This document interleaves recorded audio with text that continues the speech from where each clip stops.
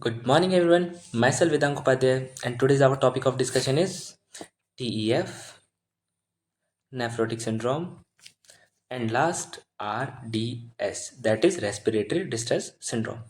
तो एक एक करके सभी को पढ़ते हैं। तो चलिए शुरू करते हैं। सबसे पहले हम बात करेंगे TEF के बारे में।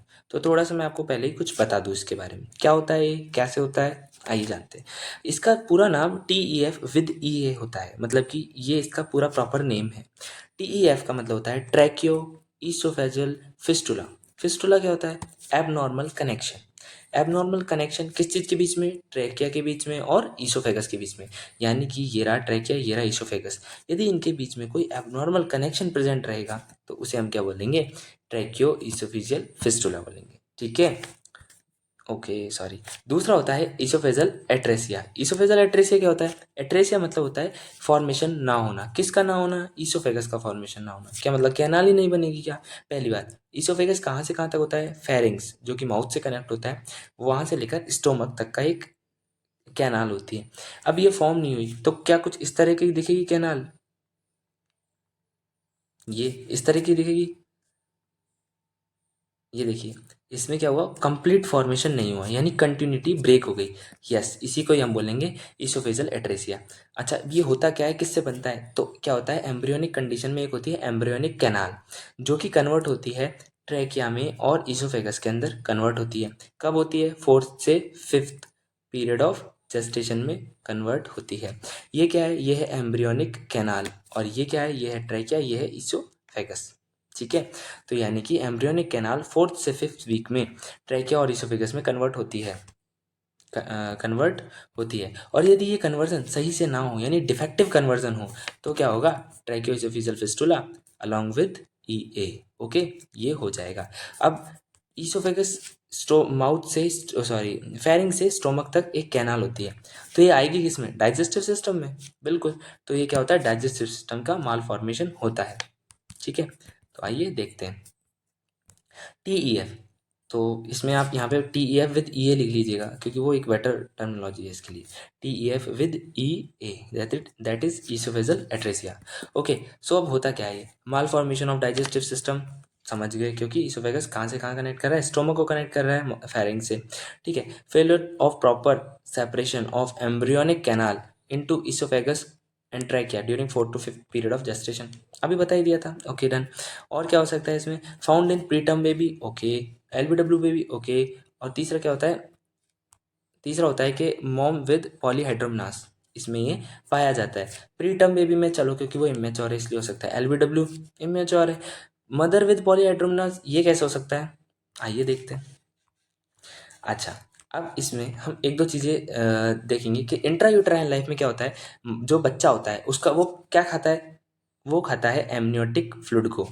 जो एमनियोटिक फ्लूइड या लाइकर जिसे हम बोलते हैं, मदर की जो वॉम में प्रेजेंट होता है, उसे हम क्या बोलते हैं? Amniotic fluid. जो भी फ्लूइड प्रेजेंट होता है उसको हम एमनियोटिक फ्लूइड या लाइकर बोलते हैं। अब बच्चा उसी को ही एनग्लफ करेगा और उसी को ही एक्सक्रीट आउट कर देगा। ठीक है, अब एक ऐसी कंडीशन है, ये क्या है? उस बच्चे का माउथ देखिए, ये उस बच्चे का माउथ है। ठीक है, ये ईसोफेगस गया, ये कुछ इस तरह का। ठीक है, ये बच्चे ने यहाँ से कुछ खाया, सॉरी डायग्राम बहुत गंदा है। ठीक है, उसने कुछ खाया, मतलब कि एमनियोटिक फ्लूइड अंदर गया और वो यहाँ पे जाके रुक गया। अब रुकने के बाद ये कंटिन्यू कैनाल तो है नहीं जो नीचे जाके और फिर एक्सक्रिएट आउट हो जाए वापस, है ना? तो ये क्या हुआ? इसी जगह पे रुक गया। अब रुक गया, थोड़े टाइम बाद में ये फिल हो जाएगा और फिर वापस बाहर निकल जाएगा माउथ के थ्रू। तो यानी कि एमनियोटिक फ्लूइड जो अंदर जा रहा था वो यहीं फंस के और वापस बाहर की तरफ आ रहा है। तो एमनियोटिक फ्लूइड का अमाउंट बढ़ जाएगा। बढ़ जाएगा तो क्या हो जाएगा उस कंडीशन को? पॉलीहाइड्रोमिनास। दो टर्म होती हैं, एक होता है पॉलीहाइड्रोमिनास और एक होती है ऑलिगोहाइड्रोमिनास। पॉलीहाइड्रोमिनास, इसका मतलब होता है एमनियोटिक फ्लूइड या लाइकर का ज़्यादा होना, है ना, नॉर्मल वैल्यू से, और एमनियोटिक फ्लूइड यदि कम होगा तो उसे हम बोलेंगे ऑलिगोहाइड्रोमिनास। ठीक है, तो बस वही है। उसको समझ आया होगा। प्रीटर्म बेबी में, LBW में, और मॉम विद पॉलीहाइड्रोमिनास। ओके, नेक्स्ट हम बात करते हैं EA और TEF के बारे में। वो जो ऊपर बताया था, failure of oesophagus to form as a continuous canal. अच्छा, अभी बता दिया था कि यार ये कंटिन्यूस कैनाल है, यदि ये कुछ इस तरह का स्ट्रक्चर बन जाए तो इसको हम क्या बोलेंगे? EA बोलेंगे, इसोफेजल एट्रेसिया। दूसरा, abnormal connection between trachea and oesophagus. ये तो बता ही दिया था अभी कि नॉर्मली तो ऐसे प्रेजेंट होते हैं, लेकिन यदि कोई ऐसा स्ट्रक्चर बन जाए, ये इस तरह का, ये एबनॉर्मल स्ट्रक्चर दिस, एक सेकेंड, ये जो ये वाला एबनॉर्मल स्ट्रक्चर यदि ये बन जाए तो क्या होगा उसमें, उसमें क्या हो जाएगा, एक तरीके से फिस्टुला का फॉर्मेशन हो जाएगा। ठीक है, यानी जो नॉर्मली प्रेजेंट नहीं है बट एबनॉर्मली प्रेजेंट हो जाए एबनॉर्मल कंडीशन के टाइम पे। ठीक है, नेक्स्ट हम बात करते हैं इसके टाइप्स के बारे में। ओके, ये टाइप्स के बारे में मैंने कुछ लिख नहीं रखा, जस्ट आपको समझाने के लिए। अब ये जो टाइप है, टाइप 1 2 3 4 5, ये सारे फिक्स टाइप हैं। मतलब कि अभी मैं जैसे आपको बताता हूँ, ये सेकंड मोस्ट कॉमन है, एक सेकेंड, यस, ये सेकंड मोस्ट कॉमन है, ये है रेयर, ये है फर्स्ट मोस्ट कॉमन, यानी मैक्सिमम यही पाया जाता है। ये होता है, ये भी होता है, रेयर पाया जाता है ये, इसकी भी इंसिडेंस रेट काफ़ी कम होती है। ठीक है, तो अब यदि कोई पूछे most common type of TEF, तो टाइप थर्ड, यानी कि इनका सीक्वेंस यही है, इनका सीक्वेंस यही है, ऐसे सॉरी ये। ठीक है, तो चलिए हम टाइप फर्स्ट को देखते हैं। टाइप फर्स्ट का क्या नाम है? टाइप फर्स्ट आपको इसोफेजल एट्रेसिया दिख रहा है, यानी कि इरेगुलर वो दिख रही है आपको कि भाई कंटिन्यूस कैनाल नहीं बन रही हो, जिल बिल्कुल दिख रही है, तो ये तो है ये। ओके, दूसरा, क्या इसमें कोई एबनॉर्मल कनेक्शन दिख रहा है इसकी तरह, इसकी तरह, इसकी तरह, इसकी तरह? नहीं दिख रहा ना, तो यानी कि इसमें TEF नहीं है। तो टाइप फर्स्ट का नाम होता है EA विदाउट TEF। ठीक है, पहला पॉइंट ये हो गया। और क्या लिख सकते हैं अपन इसके बारे में? अब ईसोफेगस दो पार्टों में डिवाइड हो गया, ऊपर वाला पार्ट और नीचे वाला पार्ट। ऊपर वाले पार्ट को बोलते हैं हम प्रॉक्सिमल, नीचे वाले पार्ट को बोलते हैं डिस्टल। ठीक है, ओके, सेकंड पॉइंट ये हो गया। तीसरा पॉइंट, ऊपर वाला और नीचे वाला दोनों ब्लाइंड पाउच है क्या? मतलब कि कोई कनेक्टिंग है? नहीं है। यदि कनेक्टिंग नहीं है इनके बीच में तो ब्लाइंड पाउच हो जाएंगे, बिल्कुल ठीक है। सो esophagus is divided into two part, that is upper one is proximal and lower one is distal, and both are blind sac। Okay, अच्छा, हमने बताया TEF नहीं है, इसमें कोई कनेक्शन नहीं है, फिस्टुलस कनेक्शन इस जगह, तो क्या हम इसका नाम प्योर EA लिख सकते हैं क्या? एक second, pure EA, pure oesophageal atresia, जी हाँ बिल्कुल लिख सकते हैं। तो इसको ये भी बोलते हैं। कैसा होता है? तो सेकंड मोस्ट कॉमन होता है ये। सेकंड मोस्ट कॉमन होगा तो इंसिडेंट रेट कितनी है इसकी? 8%। ओके, 8% इसकी इंसिडेंट रेट होती है। सेकंड टाइप पे आते हैं। सेकंड टाइप ये क्या है? ऊपर वाला प्रॉक्सिमल पार्ट कनेक्टेड है, यस, तो इसका हम क्या नाम लिख देंगे? इसका हम नाम लिख देंगे EA with upper TEF।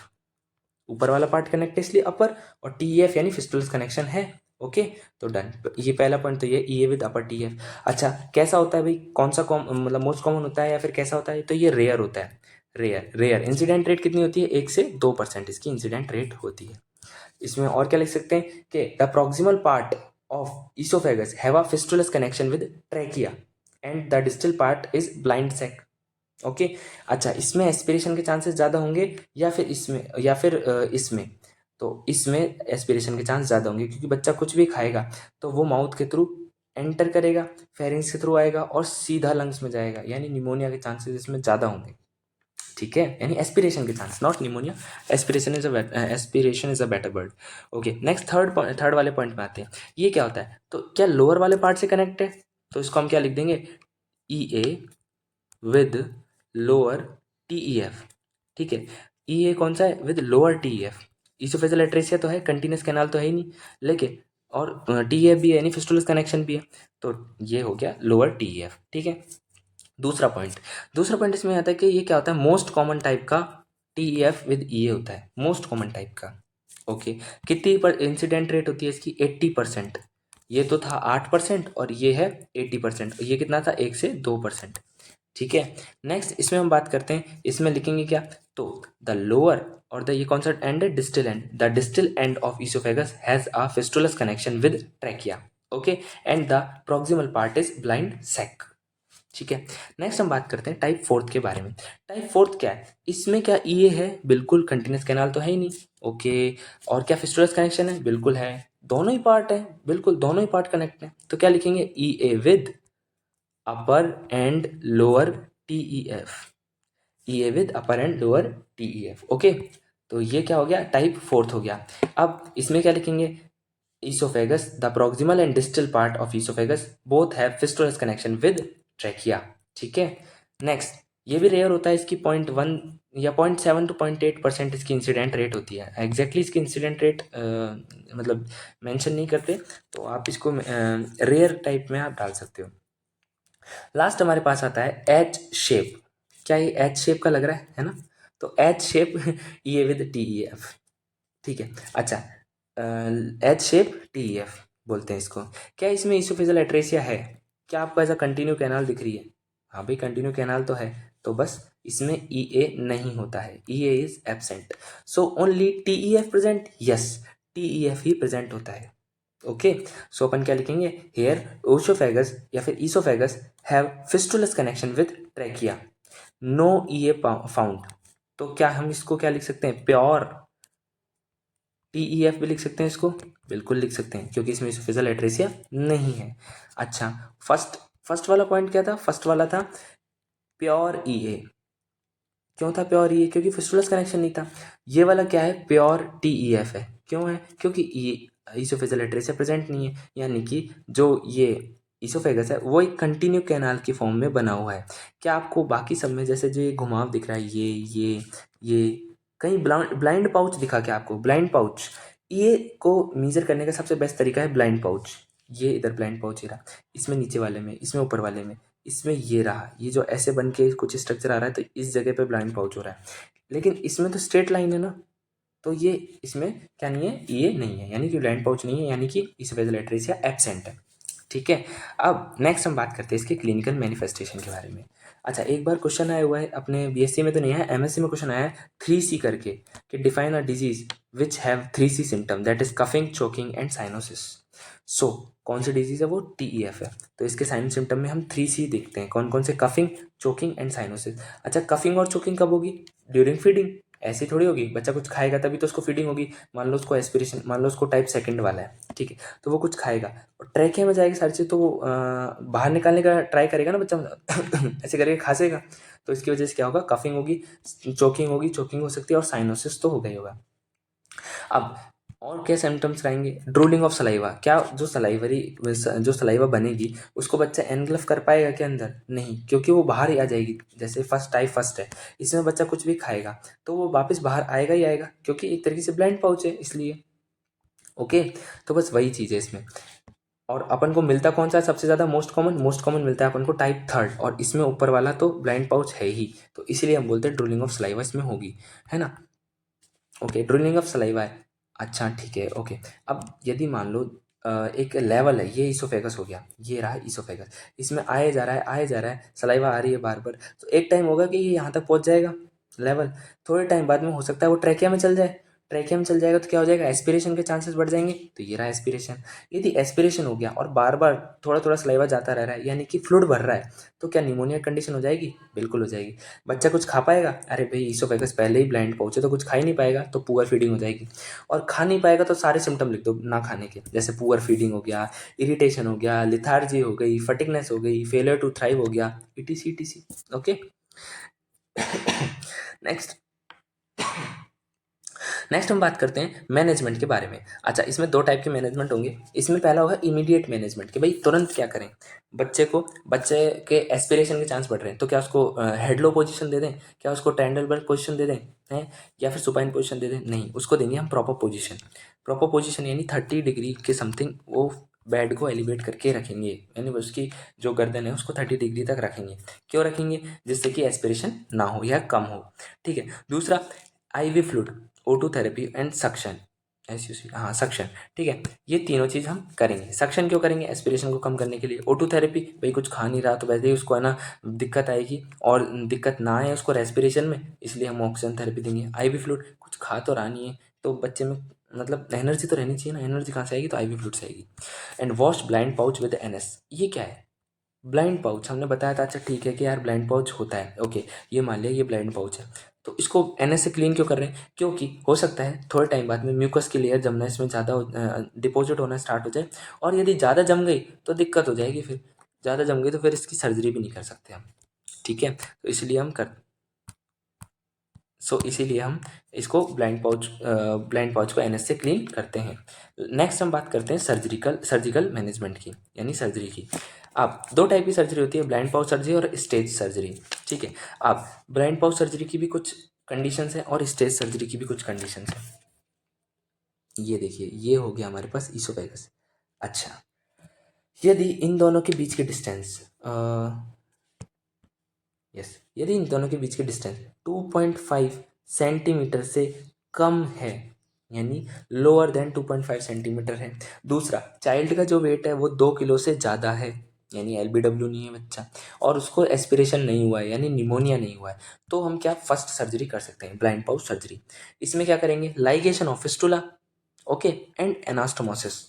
Fistula को तो लाइगेट कर देंगे और एनास्टोमोसिस कर देंगे। एनास्टोमोसिस यानी ये जो थे ना, इन दोनों को जोड़ देंगे खींच के, मतलब यहाँ पे एक तरीके से सिल देंगे, सिलाई मतलब एक तरीके से, हाँ, इसको सूचर लगा देंगे, तो एनास्टोमोसिस कर देंगे आप। तो ये वर्डिंग याद रखो, anastomosis, okay. So ligation of fistula हो जाएगा और एनास्टोमोसिस हो जाएगा कब, जब ये तीन कंडीशन फॉलो होंगी। कौन कौन सी ये तीन कंडीशन, डिस्टेंस 2.5 से कम, किस किस चीज़ की डिस्टेंस, प्रॉक्सिमल एंड और डिस्टल एंड के बीच की जो डिस्टेंस है वो 2.5 से कम होनी चाहिए। चाइल्ड वेट 2 किलो से ज़्यादा होना चाहिए। अब 2 किलो से ज़्यादा क्यों, LBW बच्चा क्यों नहीं, क्योंकि भाई LBW बच्चा होगा तो उसमें पहले ही इतनी ताकत नहीं है, वो मतलब एक तरीके से लो बर्थ वेट है, उसका वेट इतना अच्छा नहीं है, तो वो क्या सर्जरी का जो पेन है या फिर जो सर्जरी है उसको झेल पाएगा या उसको बियर कर पाएगा, इसलिए।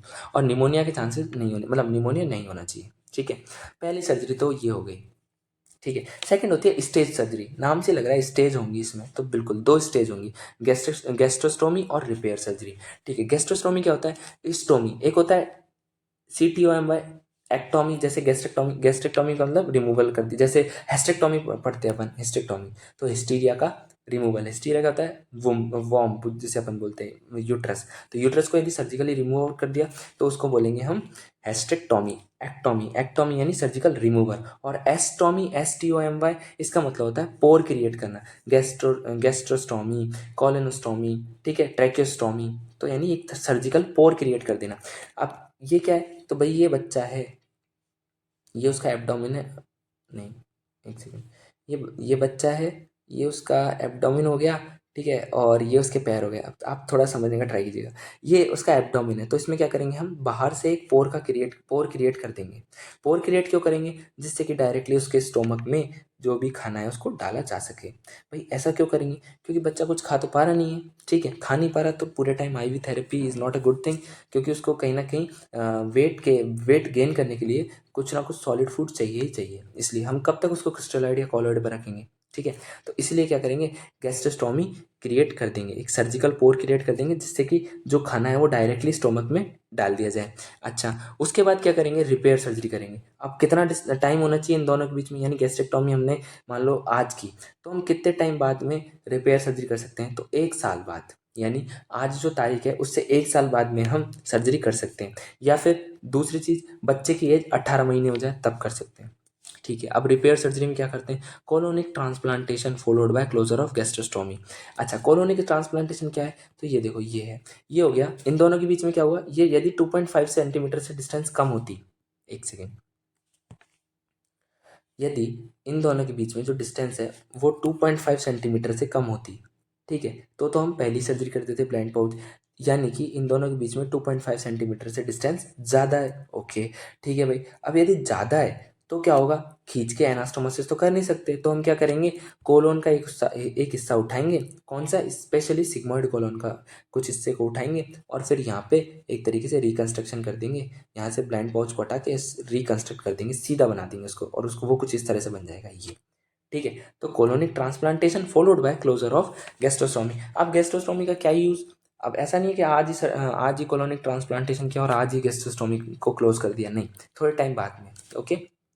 अब next, pre operative post operative इसका नर्सिंग मैनेजमेंट क्या होगा वो भी देख लेते हैं। Pre operative risk of aspiration, क्यों, क्योंकि भाई इसोफेगस में जा ही नहीं रहा, तो हो सकता है ट्रैकियम चल जाए। दूसरा, फ्लूइड वॉल्यूम डेफिशिएंट, खा ही नहीं रहा बच्चा कुछ भी। पेरेंटल एंजाइटी, बच्चे, इतना छोटा सा बच्चा, उसके मम्मी पापा की हालत ख़राब नहीं होगी क्या, तो पेरेंटल एंजाइटी तो होगी, तो ये प्री ऑपरेटिव है, ऑपरेशन से पहले। पोस्ट ऑपरेटिव में क्या होगा, ineffective airway clearance, okay. Altered nutrition, pain, pain तो हो गई। अल्टर्ड न्यूट्रिशन, क्योंकि ऐसा तो है नहीं कि भाई आज ही सर्जरी हुई, अभी हुई और अभी खाना खिला दिया, बिल्कुल मतलब बच्चा बिल्कुल खाना खाए जा रहा है, नहीं, ऐसा नहीं होगा। इनफेक्टिव एयरवे क्लियरेंस, कहीं ना कहीं उसके एयरवे में भी असर डालेगा ही सर्जरी, ठीक है, ओके। तो ये हो गया हमारा TEF with EA। Hope so आपको थोड़ा बहुत समझ आया होगा। अब हम नेक्स्ट डिसऑर्डर या डिजीज़ पे चलते हैं, जिसका नाम है नेफ्रोटिक सिंड्रोम। हम थोड़ा जल्दी जल्दी कवर करते हैं, ओके। नेफ्रोटिक सिंड्रोम क्या है, major cause of hospitalisation in children, okay done. More common in 2 to 6 year, okay, और मेल में ज़्यादा होता है एज कम्पेयर टू फीमेल, ठीक है। इसमें कुछ था भी नहीं। अब कैरेक्टराइज बाय किस चीज़ से कैरेक्टराइज होता है? Protein urea. प्रोटीन यूरिया यानी यूरिया यूरिन के अंदर प्रोटीन का प्रेजेंट होना, ठीक है।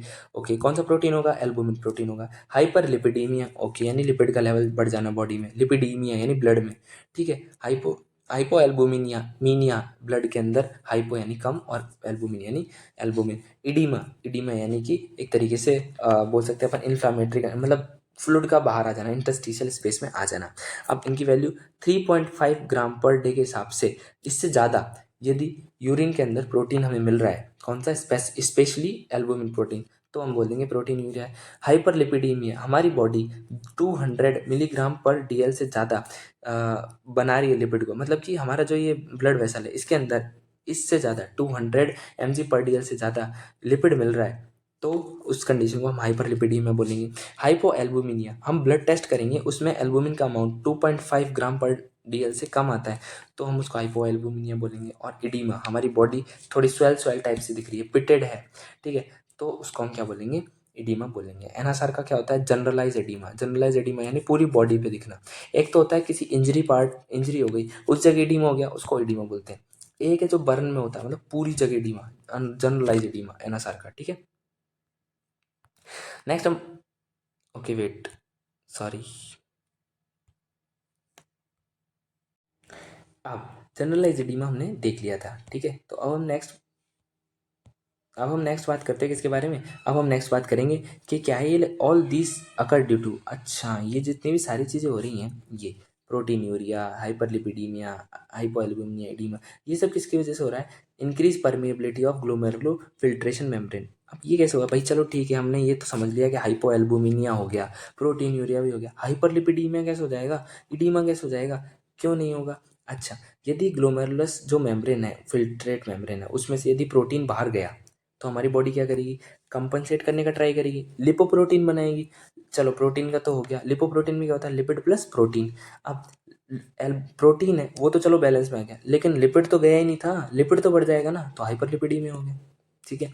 परमिएबिलिटी बढ़ गई तो सारा फ्लूइड बाहर की तरफ आ जाएगा, इडीमा हो जाएगा। तो कहीं ना कहीं increase in permeability of glomerular filtration membrane, इसकी वजह से क्या होता है?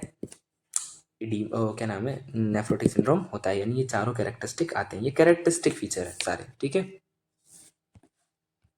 नेक्स्ट हम बात करते हैं इसके टाइप्स के बारे में, कितने टाइप्स के होते हैं? तो 3 टाइप, कंजेनाइटल, प्राइमरी, सेकेंडरी, कुछ भी नहीं है, सीधा जो चीज़ रेयर है वो सीरियस होती है, मतलब कि या तो वो चीज़ होगी सबसे ज़्यादा तो वो इतनी ज़्यादा सीरियस नहीं होगी, लेकिन जो रेयर है ना वो सीरियस होती है, ये चीज़ याद रखना। जैसे कि टाइप सेकंड हमने TEF विद EA पढ़ा था, यानी अपर वाला कुछ इस तरह से कनेक्टेड था ना, यस, ये वाला पार्ट, ठीक है। तो ये वाला पार्ट क्या है? रेयर था, हमने बताया था 1 से 2% इंसिडेंट रेट होती है, तो ये सीरियस भी तो है, क्योंकि कुछ भी खाएगा सीधा लंग्स में जाएगा, सीरियस है नहीं, तो बस वही चीज़ है कि भाई रेयर होता है बट सीरियस है, ठीक है। पुअर प्रोग्नोसिस, रेयर है तो प्रोग्नोसिस तो वैसे ही पुअर होगा उसका, बहुत कम डिजीज देखने को मिलेगी ऐसी, तो हम उसको प्रोग्नोसिस कैसे करेंगे, हैं? तो डन। और ऑटोसोमल रिसेसिव डिसऑर्डर यानी जेनेटिक लिंक भी होता है इसका, सॉरी, ऑटोसोमल रिसेसिव डिसऑर्डर यानी जेनेटिक लिंक भी होता है इसका, ठीक है। Primary nephrotic syndrome, primary nephrotic syndrome most common होता है, मोस्ट कॉमन होता है यानी इतना ज़्यादा सीरियस नहीं है, सीरियस है बट इसके बराबर नहीं है, मोस्ट कॉमन यानी 90% होगा, ओके। ऑटोइम्यून डिसऑर्डर, पता कैसे लगा ऑटोइम्यून डिसऑर्डर है? ऑटोइम्यून डिसऑर्डर इसका हम पता कैसे लगाएंगे? इम्यूनोसप्रेसिव थेरेपी दी, यदि उससे नेफ्रोटिक सिंड्रोम सही हो रहा है तो समझ में आ जाएगा कि अच्छा ऑटोइम्यून डिसऑर्डर है, ओके। अब सेकेंडरी नेफ्रोटिक सिंड्रोम 9 से 10% होता है, ओके। सेकेंडरी क्या होता है भाई? कोई और डिजीज हुई जैसे कि डायबिटीज मेलाइटस, चलो ये तो छोड़ो, एक हो गई AGN, एक्यूट ग्लोमेरुलर नेफ्राइटिस, ये डिजीज हुई, अब इसकी वजह से नेफ्रोटिक सिंड्रोम हो गया, मतलब पहले तो हमें ये डिजीज हुई थी, हमें नेफ्रोटिक सिंड्रोम नहीं हुआ था डायरेक्टली, पहले AGN हुआ था, एक्यूट ग्लोमेरुलो नेफ्राइटिस, लेकिन उसके थोड़े टाइम बाद में नेफ्रोटिक सिंड्रोम हो गया, तो हम क्या बोलेंगे? This nephrotic syndrome is secondary nephrotic syndrome, okay. अब कौन कौन सी डिजीज है? तो भाई वही होगी डायबिटीज मेलाइटस लिख देंगे अपन, उसके अलावा एक्यूट ग्लोमेरुलोनेफ्राइटिस हो गई, ठीक है। और क्या क्या लिख सकते हैं अपन? क्या नाम है, ग्लोमेरुलोनेफ्रोपैथी करके ऐसी कोई डिजीज होती है, मतलब बहुत सारी डिजीजेस हम लिख सकते हैं, हाइपरटेंशन हो गया, ठीक है, ये सारी चीज़ें हम लिख सकते हैं। विल्स ट्यूमर भी एक कारण हो सकता है, ठीक है। अब हम बात करते हैं इसके साइन एंड सिम्टम के बारे में। और मैंने बता दिया था वही, वो जो 4 फीचर्स हैं वही होंगे, एडिमा, प्रोटीनूरिया, हाइपोएल्बुमिनिया, हाइपरलिपिडीमिया, इनकी वैल्यू भी लिख सकते हो आप। प्रोटीनूरिया कितना था 3.5 ग्राम पर डे के हिसाब से, ठीक है। हाइपोएल्बुमिनिया कितन ये इससे तो ज़्यादा, और कम कितना होना चाहिए था हाइपोएल्बुमिनिया 2.5 ग्राम पर DL। अच्छा, हाइपरलिपिडीमिया कितना था, हाइपर यानी ज़्यादा, ज़्यादा होगा कितना 200 mg/DL, ठीक है। ये सब चीज़ें, अब ये मैंने क्या लिख रखा है, टी क्या है, CSS क्या है। सो पहली बात, यदि कोई बच्चा आएगा तो उसकी चीफ कंप्लेंट क्या होगी, वो क्या ये कहेगा कि मेरे यूरिन में प्रोटीन ज़्यादा आ रहा है या फिर मेरे ब्लड में एल्बुमिन का अमाउंट कम हो गया। नहीं, वो तो एडिमा दिखाएगा, कहेगा यार, जैसे कोई बच्चे को लेके आए तो वो ये थोड़ी बोलेंगे क्या इसके यूरिन में प्रोटीन ज़्यादा आ रहा है। भाई आपको कैसे पता, आपने क्या ब्लड टेस्ट करवाया, नहीं ना। तो वो तो ये दिखाएंगे ना कि भाई इडीमा बहुत ज़्यादा हो रहा है, तो चीफ कंप्लेंट पेशेंट की यही होती है कि भाई इडीमा हो रहा है, यानी स्वेलिंग आ रही है। वो तो इडीमा भी नहीं बोलेंगे, वो बोलेंगे स्वेलिंग आ रही है बहुत ज़्यादा, ठीक है। दूसरा, प्रोटीन यूरिया और हाइपोएल्बुमिनिया, यानी इडीमा, प्रोटीन यूरिया, हाइपोएल्बुमिनिया, ये तीनों क्या है, क्लासिकल साइन एंड सिम्टम है, ओके। क्योंकि ये तो कंपनसेटरी मैकेनिज्म की तरह हो रहा है, ये तीनों तो क्लासिकली होंगे ना। ये तो कंपनसेट, बॉडी जब कंपनसेट कर रही है यानी लिपोप्रोटीन बना रही है, तब जाके हो रहा है हाइपरलिपिडीमिया। यदि मान लो बॉडी हाइपर क्या नाम है लिपोप्रोटीन नहीं बनाए तो ये तीन ही होंगे फिर तो, है ना। अब टेट्राड, टी मतलब हो गया टेट्राड, टेट्राड यानी ये चारों डिजीज में चारों चीज़ हो तो रही है ना, बस तो ये टेट्राड हो गया। एक बार वापस बोल देता हूँ कि भाई इडीमा बच्चे को कोई भी पेरेंट्स लेके आएगा तो वो ये बोलेगा कि हाइपोएल्बुमिनिया हो रहा है हमारे बच्चे को, प्रोटीन यूरिया हो रहा है, हाइपरलिपिडीमिया हो रहा है, नहीं। वो बोलेगा हमारा बच्चा तो फूल रहा है, क्या हो रहा है इसके, इडीमा, ऐसे स्वेलिंग स्वेलिंग आ रही है, तो इडीमा चीफ कंप्लेंट ये होगी। क्लासिकल साइन एंड सिम्टम का मतलब है कि जो डिजीज की वजह से हो रहा है, डायरेक्टली हमारी बॉडी नहीं कर रही कुछ भी, डिजीज कर रही है वो। कैपिलरी की परमेबिलिटी बढ़ाई तो प्रोटीन यूरिया हो गया, प्रोटीन यूरिया एल्बुमिन निकल गया ब्लड में से तो हाइपो एल्बुमिनिया हो गया, इडीमा भी हो जाएगा क्योंकि कैपिलरी की परमेबिलिटी बढ़ रही है। ये तीनों डिजीज की वजह से हुआ। लेकिन हमारी बॉडी ने क्या किया, एल्बुमिन की कमी हुई तो लिपोप्रोटीन का फॉर्मेशन करना स्टार्ट कर दिया, तो हाइपर लिपिडीमिया हो गया, तो ये टेट्राड में आ जाएगा, मतलब हो तो रहा है इसलिए, ठीक है। तो होप सो ये समझ आया होगा। उसके अलावा एनीमिया भी हो जाएगा। एनीमिया क्या होगा भाई, अभी तक तो हमें इडीमा का तो समझ आ गया, प्रोटीन यूरिया आ गया, ये सब। एनीमिया क्या होगा, आपको क्या लगता है, प्रोटीन यूरिया में केवल एल्बुमिन निकलेगा और कोई सा प्रोटीन निकलेगा, निकलेगा कौन सा, ट्रांसफेरिन। ट्रांसफेरिन प्रोटीन क्या करता है, ट्रांसफेरिन प्रोटीन हीमोग्लोबिन को बाइंड करने का काम करता है। अब यदि वो बाइंड नहीं होगा तो हीमोग्लोबिन सही से नहीं बनेगा, वो नहीं होगा तो आरबीसी कम हो जाएगी, आरबीसी कम होगी तो रेड ब्लड सेल, हाँ आरबीसी, ओके, आरबीसी कम हो जाएगी, उसकी वजह से क्या हो जाएगा, एनीमिया हो जाएगा। हाइपर कोगुलेबिलिटी, बहुत ज़्यादा कोगुलेशन हो जाएगा, इसकी वजह से क्या हो सकता है, इसकी वजह से थ्रोम्बो एम्बोलिज्म भी हो सकता है, ठीक है। अब यदि थ्रोम्बो एम्बोलिज्म हो रहा है, यदि थ्रोम्बो एम्बोलिज्म हो रहा है तो पल्मोनरी एम्बोलिज्म भी हो सकता है। Vomiting, nausea, nausea vomiting, hypertension, hepatomegaly, hepatomegaly हो जाएगा, बिल्कुल होगा, क्यों होगा हेपेटोमेगैली, हाइपरलिपिडीमिया, लिपिड का ज़्यादा फॉर्मेशन हो रहा है उस वजह से हेपेटोमेगैली होगा। स्प्लीनोमेगैली भी हो सकता है क्योंकि आरबीसी का डिस्ट्रक्शन बढ़ जाएगा इसलिए, ठीक है। तो ये हमारा हो गया साइन एंड सिम्टम। अब हम बात करेंगे इसकी पैथोफिजियोलॉजी के बारे में। पैथोफिजियोलॉजी, यस यस, अब पैथोफिजियोलॉजी में आपको सब कुछ समझ आ जाएगा। इटियोलॉजिकल कॉज की वजह से क्या हुआ, ग्लोमेरुलर परमिएबिलिटी बढ़ गई, ओके। इसकी वजह से क्या हो गया, ग्लोमेरुलर कैपिलरी बढ़ गई तो मतलब पोर्स बड़े हो गए तो प्रोटीन बाहर निकल गया, result into release of protein from the capillary to urine, मतलब कि जो कैपिलरी थी उसमें उससे यूरिन में क्या आ गया, ब्लड, वो क्या नाम है, एल्बुमिन आ गया, यानी प्रोटीन आ गया। प्रोटीन आ गया तो प्रोटीन यूरिया हो गया, इसको ही हम एल्बुमिन यूरिया बोल रहे हैं क्योंकि एल्बुमिन ही सबसे ज़्यादा निकलता है। अब दो चीज़ हो गई, प्रोटीन निकला तो उसकी वजह से यूरिन में प्रोटीन आ गया तो प्रोटीन यूरिया बोलेंगे। अब कहाँ से निकला, तो ब्लड से निकला, तो ब्लड में तो कमी होगी ना, तो हाइपो एल्बुमिनिया हो गया। अब हाइपो एल्बुमिनिया हो गया तो अपन जानते हैं हमारे पास तीन होते हैं, फाइब्रिनोजन डिफेंस मैकेनिज्म में आता है ना, ग्लोबुलिन, सॉरी एक मिनट, फाइब्रिनोजन ब्लड क्लॉटिंग में आता है, ग्लोबुलिन डिफेंस मैकेनिज्म में आता है, और हमारे पास एल्बुमिन होता है वो ऑस्मोटिक बैलेंस में आता है। ये तीन याद किए थे मैंने तो, FB, फेसबुक, GD, अब छोड़िए, और AO मतलब ऐसे ही। तो मतलब कि एल्बुमिन ऑस्मोटिक बैलेंस में काम करता है, ग्लोबुलिन डिफेंस मैकेनिज्म में, और जो फाइब्रिनोजन है वो ब्लड क्लॉटिंग में, ठीक है। तो एल्बुमिन यदि कम हुआ तो क्या ऑस्मोटिक प्रेशर डिक्रीज नहीं हो जाएगा, बिल्कुल डिक्रीज हो जाएगा। ऑस्मोटिक प्रेशर डिक्रीज हुआ तो उसकी वजह से क्या हो जाएगा, जो ऑस्मोटिक प्रेशर क्या है, अब ये ब्लड वेसल है, ये ब्लड वेसल के अंदर ब्लड बह रहा है, ठीक है ठीक है, बह रहा है बह रहा है, ऑस्मोटिक प्रेशर की वजह से ये ब्लड इसके अंदर है ना। अब ब्लड नहीं, ओ सॉरी क्या नाम है, जो वाटर है वो इसके अंदर रह रहा है, लेकिन ब्लड में 55% प्लाज्मा होती है, आप जानते हो, उस वजह से, ठीक है। एक बार वापस देख लेते हैं, सॉरी थोड़ा सा मैं इस जगह कन्फ्यूज़ हो गया। ये ब्लड है, ब्लड वेसल है, इसमें ब्लड बह रहा है, ओके, अच्छे से बह रहा है, कोई दिक्कत नहीं है। ब्लड के अंदर 55% प्लाज्मा होती है, यानी कि लिक्विड पार्ट। ओके, अब लिक्विड पार्ट को अंदर रखने का काम कौन करता है? वो करता है हमारा एल्बुमिन। ओके, अब एल्बुमिन ही कम हो गया तो वो जो लिक्विड पार्ट है वो बाहर निकल जाएगा ब्लड वेसल्स के। ठीक है, बाहर निकला तो क्या हो गया? इडीमा बाहर निकल गया तो फिर वो जो टिश्यू है उसको थोड़ा ऊपर की तरफ प्रेशर करेगा, तो हमारी स्किन थोड़ी ऊंची ऊंची हो जाएगी, यानी स्वेलिंग टाइप्स हो जाएगी, तो उसी को हम बोलते हैं इडीमा। और कैसा होगा? पिटेड एडिमा होगा इसमें। ठीक है, और क्या याद रख सकते हैं? अब चलो, ये तो हो गया एक दो दो सिम्टम्स आ गए, और तीसरा सिम्टम्स भी आ गया। चौथा सिम्टम कैसे होगा? एल्बुमिन कम हो गया, प्रोटीन कम हो गया, हमारी बॉडी क्या करेगी? कंपनसेट करने का ट्राई करेगी। लिवर कंपनसेट करेगा, वो क्या करेगा? लिपोप्रोटीन बनाएगा। लिपोप्रोटीन बनाया तो प्रोटीन की तो कमी पूरी हो गई भैया, लिपिड तो बढ़ गया ना, लेकिन तो हाइपरलिपिडीमिया भी हो जाएगा। ठीक है, क्या हो जाएगा? हाइपरलिपिडीमिया भी हो जाएगा।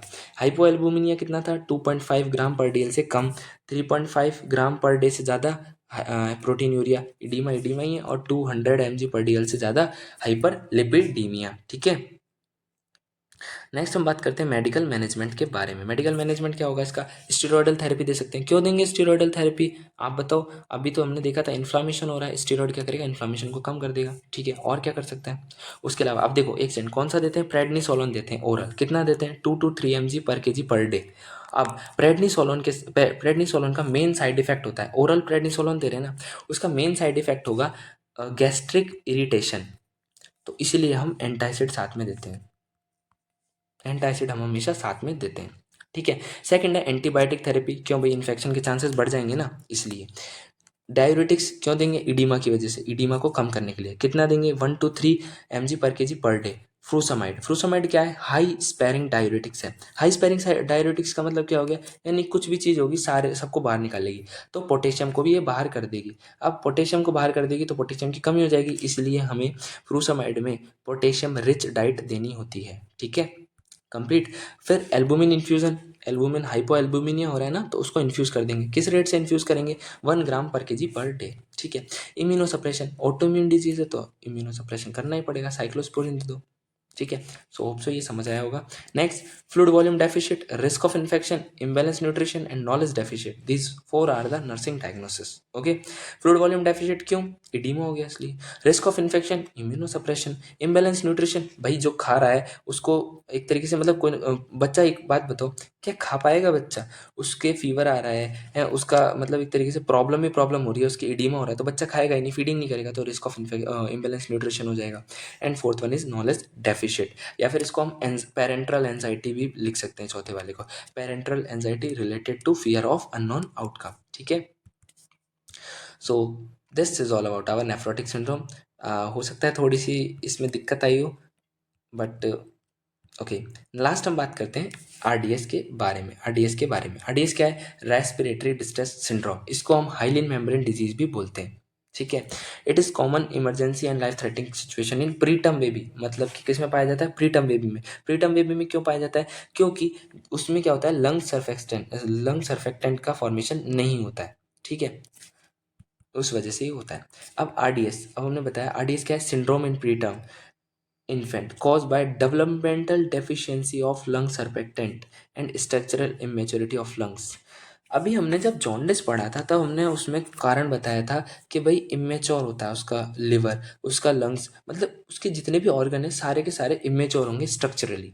ठीक है, और यदि प्री टर्म है तो उसमें तो फिर फंक्शनली भी डिस्टर्बेंस आएगा। ठीक है, तो यानी डेवलपमेंटल डेफिशिएंसी हो जाएगी किसकी? लंग सर्फेक्टेंट की, इसीलिए आरडीएस होगा, रेस्पिरेटरी डिस्ट्रेस सिंड्रोम। फिर हम बात करते हैं कैरेक्टरिस्टिक ऑफ आरडीएस। आरडीएस के क्या क्या कैरेक्टरिस्टिक होते हैं? सो एक होता है tachypnoea, chest retraction, grunting, cyanosis and nasal flaring. अब जीटी एनसीआर, अब यदि आप याद करना चाहें, गुजरात टाइटंस कहाँ आ गई? दिल्ली एनसीआर में आ गई, तो ये कर सकते हो आप याद। ठीक है, जीटी एनसीआर। ओके, ये इसके कैरेक्टरिस्टिक होते हैं, यानी कि यदि कोई बच्चा है उसमें ये सारी चीज़ें प्रेजेंट है तो मतलब हम बता सकते हैं वो आरडीएस वाला बच्चा है, रेस्पिरेटरी डिस्ट्रेस सिंड्रोम वाला। आरडीएस में लेसिथिन का लेवल भी कम हो जाता है। ठीक है, अब कारण क्या क्या हो सकते हैं? तो सबसे पहला तो कारण हो जाएगा प्री मेच्योरिटी, सबसे पहला तो इडियोपैथिक तो हो गई, चलिए ठीक है। उसके बाद आ जाएगा प्री मैच्योरिटी, क्योंकि हमने बोला it is a syndrome of preterm baby. अच्छा, मैटरनल डायबिटीज़ भी हो सकता है। C section delivery, C section delivery क्यों? क्योंकि देखो आप कहीं ना कहीं वेजाइनल डिलीवरी होती है ना, तब बच्चे के जो लंग्स हैं वो कंप्रेस होते हैं, तो उसकी वजह से क्या होता है, जो एक तरीके से डेवलपमेंट होना स्टार्ट हो जाता है, स्ट्रक्चरल इमेच्योरिटी हट जाती है। लेकिन सी सेक्शन डिलीवरी होगी तो बच्चा डायरेक्टली आ जाएगा, उसको इतना ज़्यादा स्ट्रेसफुल कंडीशन से गुजरना ही नहीं पड़ेगा, तो इसलिए। Pre eclampsia, okay. निमोनिया, बच्चे में हो सकता है निमोनिया हो। सेप्सिस और न्यूमोथोरेक्स, ठीक है। फिर क्लिनिकल मैनिफेस्टेशन, जो अभी 5 ऊपर लिखे थे ना उनको ही लिख दो। ट्रैकेपनिया हो गया। अच्छा, ट्रैकेपनिया है तो डिज्निया, बच्चा यदि सांस ज़्यादा तेज ले रहा है तो उसके दर्द होना स्टार्ट हो जाएगा एक टाइम पे, तो डिज्निया यानी painful breathing. Retraction classical sign and symptom है, क्लास का हर एक सीआर होता है, तो क्लासिकल सिम्टम क्या है, रिट्रैक्शन है, ओके। ग्रंटिंग, ग्रंटिंग भी होती है। नेजल फ्लेरिंग्स, बच्चा नाक फुला रहा है, ये होती है nasal flarings, early sign symptom. Cyanosis and pallor, okay. Breathing difficulty, shortness of breath बोल सकते हैं। लेथार्जी, फैटिक, फ्लैसिडिटी, बच्चा कुछ खाएगा नहीं, पुअर फीडिंग भी हम इसमें मेंशन कर सकते हैं, ठीक है। नेक्स्ट हम बात करेंगे डायग्नोस्टिक इवॉल्वेशन के बारे में, ठीक है। बहुत सारे डायग्नोस्टिक इवोल्यूशन है, इसमें सबसे इंपॉर्टेंट है शेक बबल टेस्ट और क्लीमेंट टेस्ट। इसमें क्या करते हैं, हम क्या करते हैं, इथेनॉल को एस्पिरेटेड एमनियोटिक फ्लूइड के साथ मतलब एक तरीके से ऐड कर लेते हैं। क्या होता है, एमनियोटिक फ्लूइड को हम एस्पिरेट कर लेते हैं डायरेक्टली, ठीक है। अब उसको एथेनॉल के साथ क्या कर दिया, मिक्स कर दिया और शेक किया। यदि उसमें बबल आ गए तो लंग सर्फेक्टेंट प्रेजेंट है, यानी कोई दिक्कत नहीं है, बच्चे को आरडीएस नहीं है। और यदि एब्सेंट है तो लंग सर्फेक्टेंट एब्सेंट होगा, यानी कि यदि बबल एब्सेंट हुआ तो लंग सर्फेक्टेंट भी एब्सेंट होगा, और यदि वो एब्सेंट हुआ यानी बच्चे को कहीं ना कहीं आरडीएस के चांसेस हैं, ठीक है। नेक्स्ट हम बात करते हैं एक्सरे। एक्सरे कैसे करेंगे बच्चे का, बच्चे को तो एक्सरे कर ही सकते हैं। एक्सरे करा तो उसमें हमें ग्राउंड ग्लास अपीयरेंस देखने को मिलता है, ठीक है। उसके अलावा ABG, arterial blood gas, Downes scoring और सिल्वरमान स्कोरिंग भी हम इसमें कर सकते हैं। डाउनीज स्कोरिंग टर्म के लिए होती है एंड प्री टर्म के लिए सिल्वरमान स्कोरिंग होती है, ठीक है। आरडीएस के पता लगाने के लिए होती हैं। अब इनको हम इसमें ऐड नहीं कर रहे क्योंकि आरडीएस का जो क्वेश्चन है वो हमेशा 4 नंबर में आता है। आप मेंशन, बस इनका नाम मेंशन कर दीजिएगा, काफ़ी रहेगा। Last, medical management. इसमें मेडिकल मैनेजमेंट से पहले प्रोफाइलैक्सिस मैनेजमेंट होगा। अच्छा एक सेकेंड, ये मैं बताना भूल गया, शेक बबल टेस्ट था, ये कब करते हैं, एस्पिरेट कर रहे हैं एमनियोटिक फ्लूइड को, यानी इंट्रायूटेराइन लाइफ में, बच्चा जब इंट्रायूटेराइन लाइफ में होगा तभी हम ये पता लगा सकते हैं कि उसको फ्यूचर में जाके आरडीएस होगा या नहीं होगा। तो अब यदि मान लो हमने एस्पिरेट किया, उसके लंग सर्फेक्टेंट एब्सेंट निकला, मतलब कि क्या हुआ, ये रहा मेरे पास बीकर, ठीक है। इसमें मैंने सबसे पहले इथेनॉल डाल दी और दूसरा हमने एमनियोटिक फ्लूइड डाल दिया एस्पिरेट किया हुआ, इसको हमने थोड़ा सा हिलाया, शेक किया, और इसके बाद हमें बबल्स नहीं मिले, तो इसका मतलब क्या हुआ, लंग सर्फेक्टेंट भी एब्सेंट है। तो हम क्या करेंगे, हमें इंट्रायूटेराइन लाइफ में पता लग गया, तो हम क्या करेंगे, मदर को बेटामेथासोन के इंजेक्शन लगा देंगे और डेक्सामेथासोन के इंजेक्शन लगा देंगे। यदि हम बेटामेथासोन लगा रहे हैं तो वो बीटामेथासोन या बेटामेथासोन वो 12 mg ओडी लगाते हैं 2 दिन के लिए, और यदि अपन यही डेक्सामेथासोन के लगा रहे हैं तो 6 mg बीडी लगाएंगे 2 डे के लिए। ये तो 12 mg ओडी है और ये 6 mg बीडी है, यानी कि देखा जाए तो 12 × 1 = 12 और 6 × 2 = 12, यानी लग तो रहा है 12 mg, चाहे वो कोई सा भी लगाओ, ठीक है। और ड्रग ऑफ चॉइस अपने पास होती है बेटामेथासोन, और हम दोनों को ही आईएम लगाते हैं, मदर को प्रोफाइलैक्सिस ट्रीटमेंट है इसलिए, ठीक है। नेक्स्ट हम बात करते हैं मेडिकल मैनेजमेंट की। तो मेडिकल मैनेजमेंट तो केवल एक ही है देखा जाए तो, कि भाई डायरेक्टली ट्रैकिया के अंदर लंग सर्फेक्टेंट उसको डाल दो, यानी इंट्राट्रैकियल इंस्टिलेशन ऑफ लंग सर्फेक्टेंट, ठीक है। सर्फेक्टेंट थेरेपी भी बोलते हैं। O2 थेरेपी दे सकते हैं थोड़े टाइम के लिए, जिससे अदर जो इसके साइलेंट सिम्टम है जैसे कि साइनोसिस है, शॉर्टनेस ऑफ ब्रेथ है, वो कम हो। वेंटिलेटर सपोर्ट, ठीक है। टेम्परेचर को मेंटेन करेंगे, बच्चा है ना इसलिए टेम्परेचर तो सबसे पहले मेंटेन करना ही पड़ेगा। Provide Neeku care, NICU care, ठीक है। एंटीबायोटिक्स भी दे सकते हैं, एमिनोग्लाइसिड दे सकते हैं, एमोक्सिसिलिन, एम्फिसिलिन, ये सारी हम दे सकते हैं, ठीक है। यस, डायग्नोसिस इंपॉर्टेंट है। इनइफेक्टिव ब्रीथिंग पैटर्न, सबसे पहले ब्रीथिंग पैटर्न चेंज होगा बच्चे का, nasal flarings, chest retraction, grunting, breathing pattern में ही आते हैं सारे, ठीक है। फिर गैसेस एक्सचेंज इनइफेक्टिव होगा, इम्पेयर्ड होगा, क्यों होगा, लंग सर्फेक्टेंट ही नहीं, गैसेस एक्सचेंज होगा कैसे। फिर अल्टर्ड न्यूट्रिशन, बच्चे के भाई उसके दिमाग खराब हो रहा है, बच्चा तेज तेज सांस ले रहा है, उसको सांस नहीं आ रहा, तो वो क्या ब्रेस्ट फीड करेगा, नहीं करेगा, तो अल्टर्ड न्यूट्रिशन, ठीक है। और प्रीटर्म बच्चा है तो उसमें कहीं ना कहीं चांसेस होंगे हाइपोथर्मिया के, इसलिए अल्टर्ड बॉडी टेम्परेचर। और इन सब चीज़ों को देख के उसके माता पिता की हालत ख़राब हो ही जाएगी, तो पेरेंटल एंजाइटी भी उनको होगी। ठीक है, तो डायग्नोसिस में हम बना सकते हैं। सो आज हमने ये 3 डिजीजेस कवर की। होप सो आपको समझ आया होगा। यदि थोड़ा बहुत इनकन्वीनियंस हुआ हो तो उसके लिए sorry, and thank you so much. Please stay tuned with us and like and subscribe the channel. Thank you so much.